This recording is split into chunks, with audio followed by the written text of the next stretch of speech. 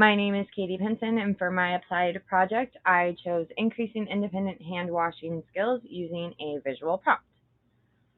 So, my participant will be known as Aria, and she is a spunky 7-year-old girl that just gets really easily distracted and usually needs really heavy prompting to complete most of her hygiene tasks and routines.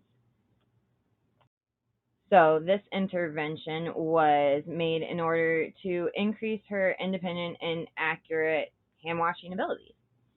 A visual task analysis was placed near her bathroom sink in order to prompt her through each of the 7 steps in the hand washing process.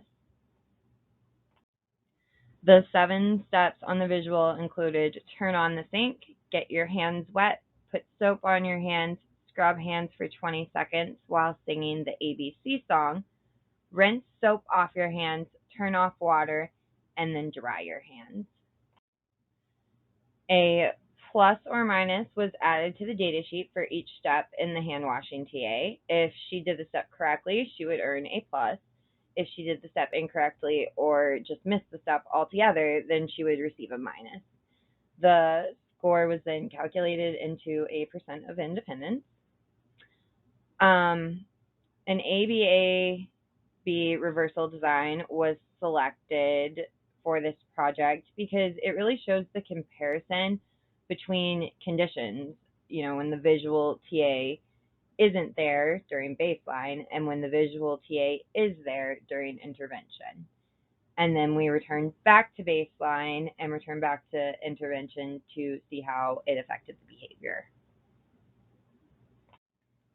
Baseline and intervention data was collected over 5 observation sessions, which took place inside Aria's home at the bathroom sink. So when looking at the ABAB reversal design graph, you can see that the results of my intervention indicates that the hand washing TA was an effective way to increase her independent and accurate hand washing abilities. The baseline, which was without the intervention, shows pretty low percentages. And then once the TA was put into place during the first intervention phase, we started seeing an upward trend in the data. And then once we went back to baseline, her percent of independence started going down again. And then when the intervention was implemented for the second time, you can see that there is an upward trend that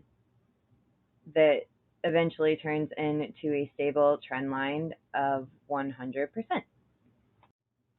By implementing the intervention and then removing it using the ABAB reversal design, it helps demonstrate a functional relationship between the hand washing behavior and the intervention that was created. I would say that the largest limitation of this study was just trying to find those opportunities that required hand washing. You're not going to have her wash her hands and then a minute later go tell her to wash her hands again if she hasn't touched anything or done anything. So in an attempt to increase the need to wash her hands, we engaged in more activities that were messy, playing with dirt, playing with slime, in order to kind of increase the opportunities we had. If this study was conducted in the future, I think the biggest change that could be made would be the location of the visual. When just propping it behind the sink, the handles kind of got in the way of seeing towards the bottom of the visual. So a good change would be maybe just the placement of the TA itself so that she can see it and read it more clearly. So yeah, that is my presentation, and I hope you enjoyed it. Thank you.